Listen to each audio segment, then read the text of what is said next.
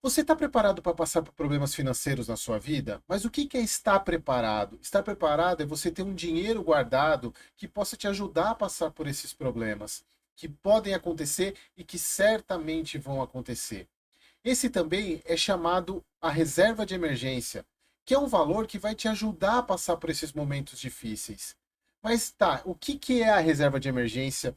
Aonde que eu invisto? O quanto eu invisto? Fica comigo até o final que você vai aprender de uma vez por todas o que é a reserva de emergência. Para quem ainda não me conhece, meu nome é Eric, eu sou entusiasta de fundos imobiliários, sou analista CNPI e aqui nesse canal você vai encontrar assuntos relacionados aos fundos imobiliários, sobre investimentos de uma maneira geral, sobre economia. Se os assuntos aqui te interessarem, considere se inscrever no canal, clica aqui no botão aqui embaixo para se inscrever. Mas vamos para o assunto desse vídeo.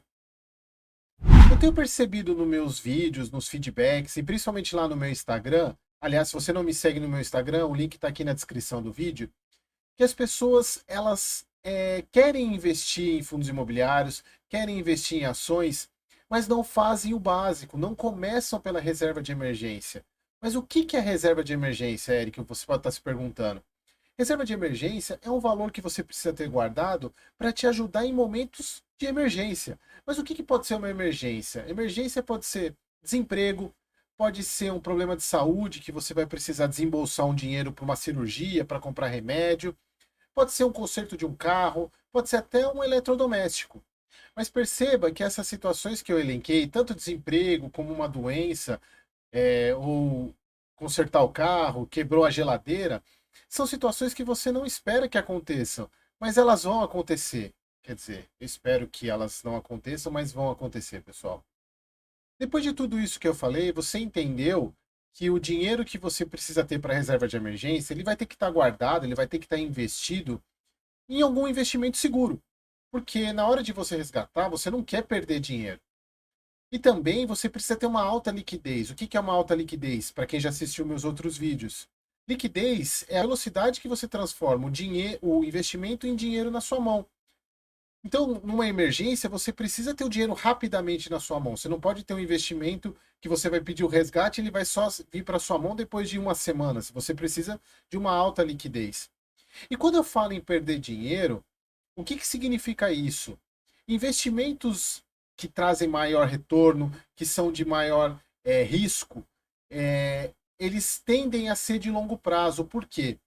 Porque em momentos de crise, que é normalmente onde acontecem as emergências, principalmente relacionadas a desemprego, são os momentos onde esses investimentos estão em baixa.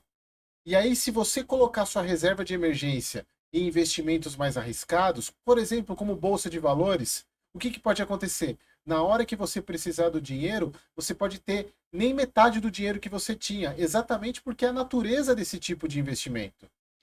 Para ficar mais fácil o entendimento dessa questão de perda de dinheiro, vamos imaginar que você é um investidor arrojado, um investidor que não quer colocar o seu dinheiro em um investimento mais tranquilo, que rende muito pouquinho, você quer ir logo para a Bolsa de Valores. Aí você vai lá e compra as ações, usando o seu dinheiro que deveria ser para reserva de emergência, você compra ações de uma empresa a R$ 40. Só que aí você vê isso acontecer, porque é o que acontece normalmente quando a gente está em um período do mercado de bonança, de crescimento das empresas, crescimento dos empregos. Enquanto que se você tivesse investido na reserva de emergência, estaria essa reta aí, sem graça, subindo um pouquinho, mas sempre constante. E aí você chega lá na frente e fala, poxa vida, tenho R$ 100 por ação, eu comprei a 40, eu dobrei o meu valor. Para que eu vou investir no investimento tranquilinho desse daí, que não me rende nada, rende pouquinho, enquanto eu poderia, então, enquanto eu estou ganhando o dobro do valor. Só que o que acontece, pessoal, e isso vai acontecer em algum momento. Não sei se vocês lembram desse caso, quando foi lá em 2020 que a gente teve o período da pandemia, que a bolsa ela despencou mais de 50%. Ela teve 5 circuit breakers num dia. O que é o circuit breaker? Ela para de negociar, porque a bolsa está caindo tanto que ela para de negociar. E aí, pessoal, o que acontece normalmente nos períodos de crise? O desemprego. E aí a bolsa despenca, que ela acompanha a economia. ela acompanha o mercado. E vai ser exatamente nesse momento que você vai ter o seu desemprego e vai precisar da reserva de emergência. E o que vai acontecer? Você perdeu metade do dinheiro que você tinha investido. Enquanto que a reserva de emergência, se você tivesse investido num tranquilinho, ela continuaria lá tranquilinha subindo. Agora que você já entendeu a importância da reserva de emergência, quanto que você precisa ter guardado? Quanto você precisa ter está diretamente relacionado ao quanto você gasta, porque a reserva de emergência ela vai ser montada em função do seu gasto mensal. Vamos lá para o nosso slide. Quando eu falo em gasto mensal, não é qualquer gasto. A gente tem que levantar o nosso custo fixo. O que é o custo fixo, pessoal? O custo fixo é aquele que, independentemente de você ter receita, de você ter salário, ele vai ser cobrado de você. Por exemplo, simples para entender a diferença. Você colocaria no custo fixo uma saída para jantar? Não, porque você pode deixar de sair para jantar. Mas, por exemplo, conta de luz. A conta de luz, independentemente se você está em casa ou não, você vai ter que pagar a conta de luz. Independente de você estar recebendo o salário ou não, você vai receber o boletim lá da conta de luz. Então, quando a gente fala em reserva de emergência, a gente tem que listar os nossos custos fixos. E aí eu vou dar um exemplo aqui para vocês de custos fixos para montar uma reserva de emergência. Então, no caso aqui, eu peguei uma situação de aluguel de R$ 2.500, porque o aluguel é custo fixo. Porque se eu deixar de pagar o aluguel, eu vou ter que ser mandado embora vou ser despejado do imóvel. Agora, se você não tem, se a sua casa é própria, você pode usar outros custos fixos relacionados à casa, como por exemplo o condomínio. Eu vou citar esse exemplo aqui de uma pessoa que mora de aluguel. Então, ela tem que pagar 2.500 de aluguel, 1.000 de condomínio, conta em água e luz, como eu falei antes, são contas que, independentemente de você receber o seu salário ou não, você vai precisar pagar. A alimentação também é um outro custo, não a saída para jantar, tá, pessoal? É o custo da alimentação que você compra para abastecer a sua casa. Então eu listei esses 5 custos fixos aqui, incluindo a internet e celular, porque muitas pessoas precisam dela para trabalhar, para poder fazer suas atividades. Então eu listei esses custos aqui, peguei alguns exemplos de valores para chegar num custo fixo mensal de R$ 6.400. Então, baseado nesse custo mensal aqui, a gente chegou no custo mensal de 6.400. Quanto que a gente precisa ter acumulado? Será que um mês só basta? Não, não basta, pessoal. A gente precisa ter por volta de 3 a 12 meses desse custo mensal guardado. Então, se a gente for pegar baseado nos nossos 6.400, a gente vai ter por volta de 19.200 e 76.800, como eu mostro aqui nessa imagem. Mas aí eu tenho certeza que você está se perguntando, mas Eric, precisa de um valor tão grande assim? Eu preciso ter 3, 4, 5, até 12 meses do meu custo fixo guardado? Sim, pessoal, porque é o seguinte: imagina só, você tem só um mês guardado e você é mandado embora. Você vai conseguir se realocar num novo trabalho em apenas um mês? Então a ideia da reserva de emergência é te manter o seu nível de vida enquanto você se recoloca no mercado de trabalho. Então, 3 meses é um período razoável para você conseguir um novo emprego, uma nova recolocação. Mas por que a gente tem essa diferença de 3 a 12 meses? Porque é o seguinte, pessoal, existem alguns empregos que são mais estáveis do que outros, embora a gente saiba que não existe estabilidade, mas, por exemplo, um servidor público, ele não é que ele não pode ser demitido, ele é muito mais difícil ele ser demitido do que, por exemplo, um funcionário de uma instituição privada, de uma empresa. Então, pessoas que têm uma estabilidade um pouquinho maior, elas podem ter uma reserva um pouco menor. Por exemplo, para 3 meses a gente pode considerar um funcionário público. E um autônomo? Um autônomo que depende das vendas, depende das pessoas comprando. Essa sim, pessoal, a gente precisa ter uma reserva um pouco maior. Porque, por exemplo, se a gente for lembrar lá na época da pandemia, o que aconteceu com os autônomos? Os autônomos ficaram mais de um ano sem trabalhar, tanto que precisaram ter o auxílio. Então, quanto menos estável é a sua fonte de receita, maior é a sua reserva de emergência, maior é o período que você tem que ter de custo da sua reserva de emergência. Agora que você já sabe a importância de ter a reserva de emergência, o quanto você precisa ter de volume financeiro, a gente vai para a etapa mais importante, que é aonde eu invisto. Qual é o tipo de investimento que eu tenho que colocar? E aí você pode estar se perguntando, mas Eric, eu preciso pegar aquele valor de 19 mil ou de 70 mil e aplicar de uma vez? Não, você vai montando aos poucos. Inclusive, um desses ativos que eu vou comentar com vocês, vocês podem começar com R$ 50 e montando aos poucos a sua reserva de emergência. Pessoal, o ativo que a gente busca para a reserva de emergência, ele precisa ter três características que, na minha visão, elas são inegociáveis. Qual que é a primeira característica? Liquidez diária ou imediata. O que, que significa isso? A gente falou lá no começo, pessoal. Não adianta nada eu investir num ativo que eu vou precisar, quando eu tiver uma emergência, eu vou precisar do dinheiro na hora, ou no máximo no dia seguinte, e eu pedir esse resgate, e ele vai ser creditado na minha conta depois de uma semana. A emergência já passou, eu já tive problema, não tenho mais, esse dinheiro pode não servir mais. Então, a primeira característica que a gente precisa ter no nosso ativo, liquidez diária ou liquidez imediata. A segunda característica que é inegociável e que a gente precisa ter no nosso ativo de reserva de emergência é um baixo risco de mercado. Érico, o que, que significa isso?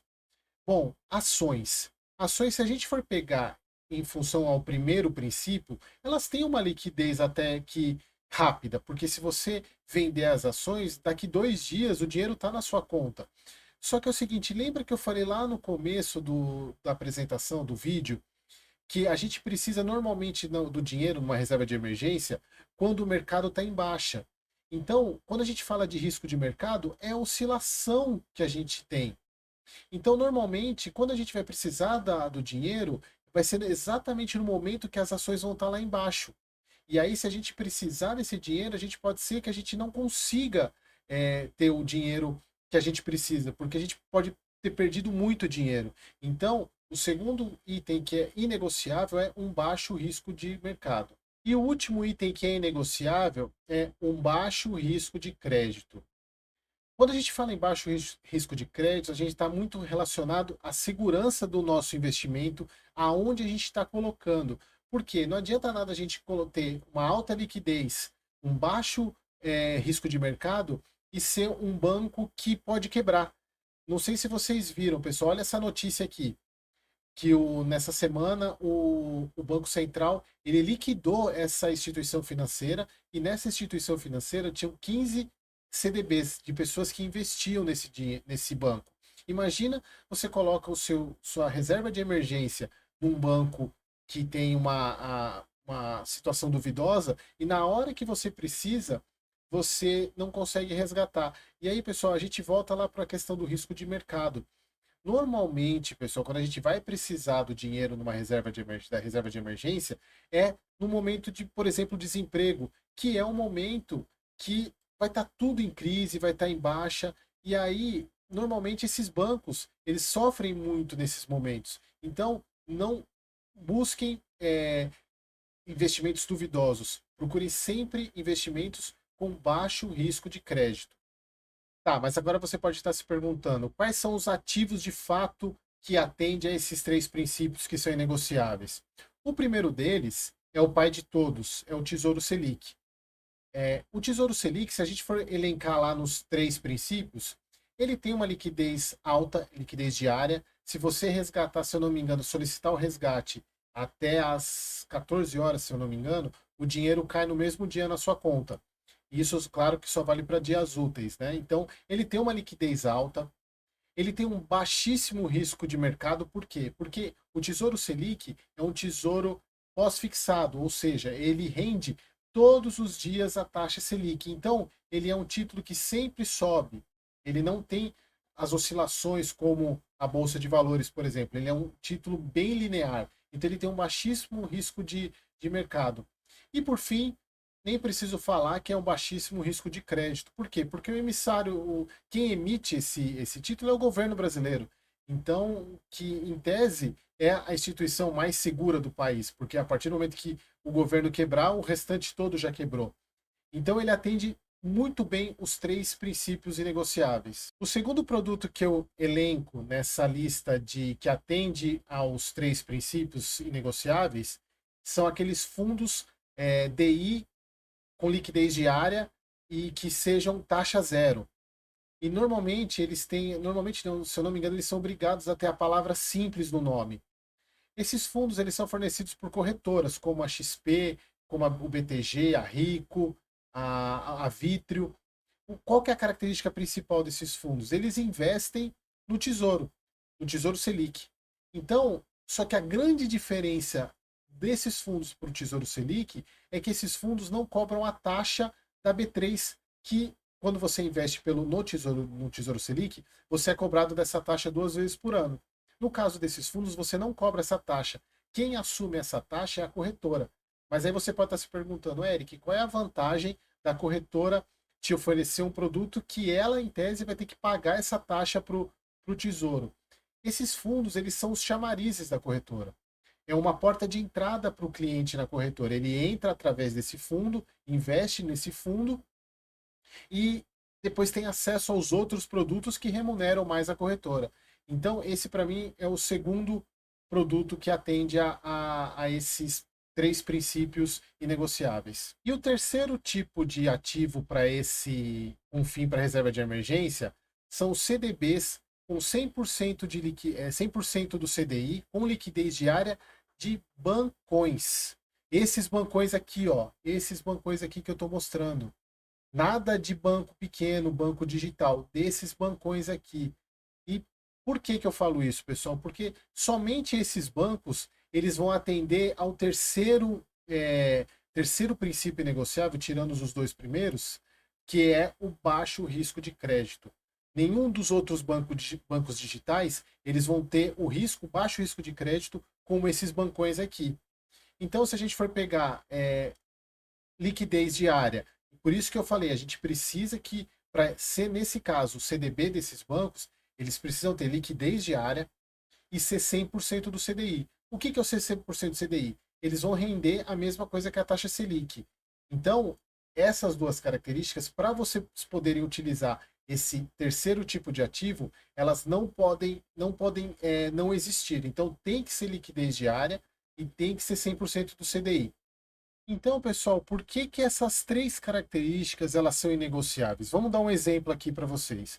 Vamos supor que você tenha calculado o seu custo fixo mensal e ele tenha dado R$ 5.000.